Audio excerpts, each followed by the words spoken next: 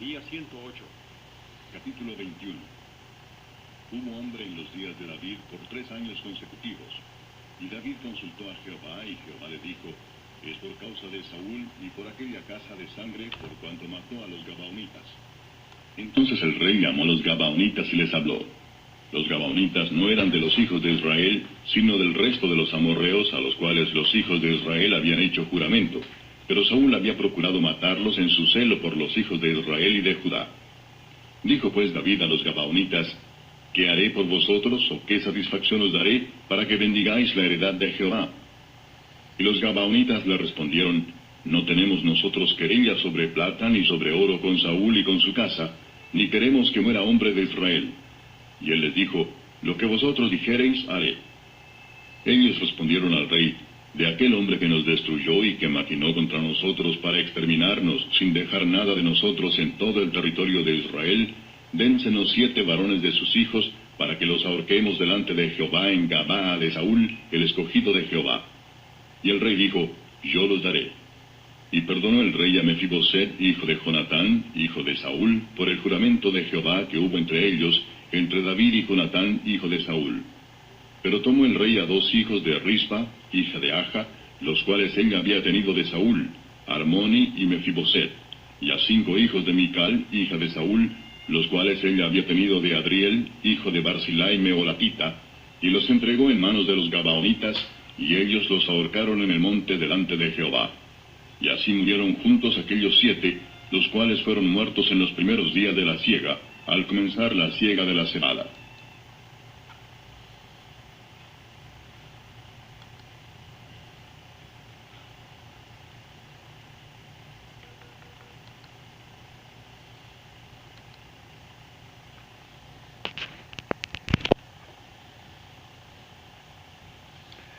Toda aflicción surge del pecado y debe llevar a arrepentirnos y humillarnos delante de Dios, pero algunos problemas especialmente muestran que han sido enviados para traer a la memoria el pecado. Los juicios de Dios suelen mirar muy atrás, y eso es lo que requiere que hagamos cuanto antes sus reprensiones. No nos corresponde objetar el hecho de que la gente sufra por el pecado de su rey. Quizá no nos corresponde objetar el hecho de que esta generación sufra por el pecado de la anterior. Dios suele castigar a los pecados de los... Ni podemos acariciar la esperanza de escapar porque el juicio tarda, sino podemos entender todas las razones de la providencia.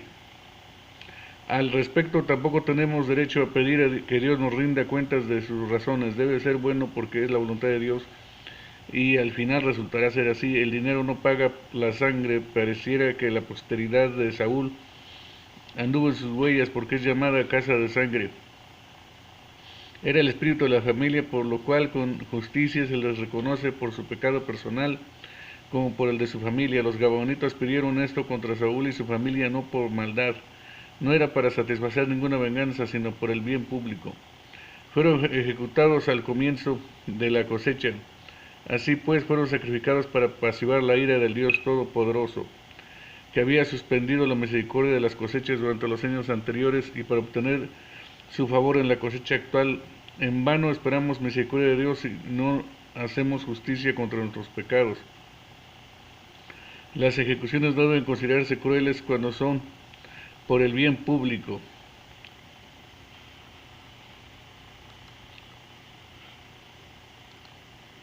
Entonces Rispa, hija de Aja, tomó una tela de cilicio y la tendió para sí sobre el peñasco, desde el principio de la siega hasta que llovió sobre ellos agua del cielo.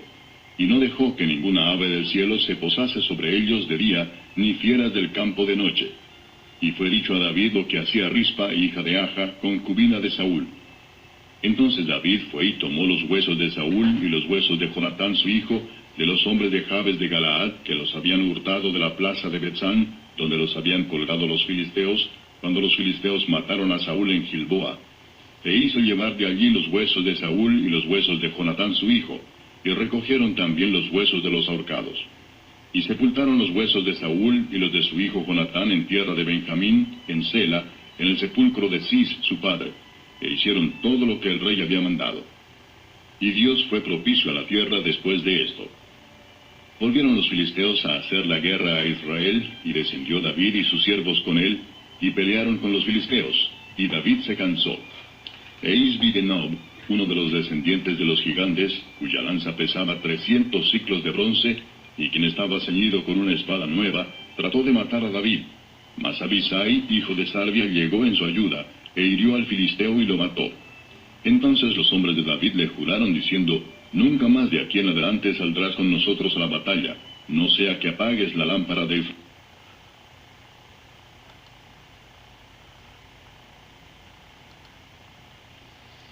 Que una tierra culpable disfrutara de muchos años de abundancia requiere gratitud. No debe maravillarnos que se castigue con escasez la abundancia mal usada, pero cuán pocos están dispuestos a preguntar al Señor la causa pecaminosa, mientras muchos buscan las causas secundarias por medio de las cuales le ha placido obrar, pero el Señor alega por la causa de los que no pueden o no quieren vengarse, y las oraciones del pobre son de gran poder. Cuando Dios envió lluvia para regar la tierra, los cuerpos, cuando se hace justicia en la tierra, cesa la venganza del cielo, Dios se pacifica y es puesto a nuestro favor por medio de Cristo, que fue colgado en un madero, hecho maldición por nosotros para quitar de en medio la culpa, aunque él mismo era inocente.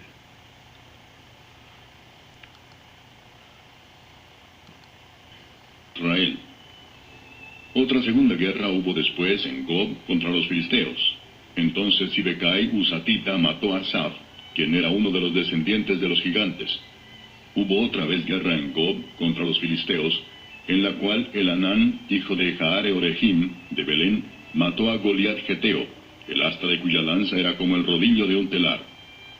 Después hubo otra guerra en Gat, donde había un hombre de gran estatura, el cual tenía 12 dedos en las manos y otros 12 en los pies, 24 por todos, y también era descendiente de los gigantes. Este desafió a Israel, y lo mató Jonatán, hijo de Simea, hermano de David. Estos 4 eran descendientes de los gigantes en Gat, los cuales cayeron por mano de David y por mano de sus siervos. Capítulo 22.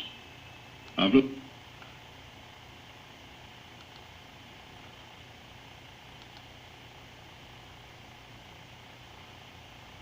Estos sucesos parecen haber ocurrido hacia el final del reinado de David.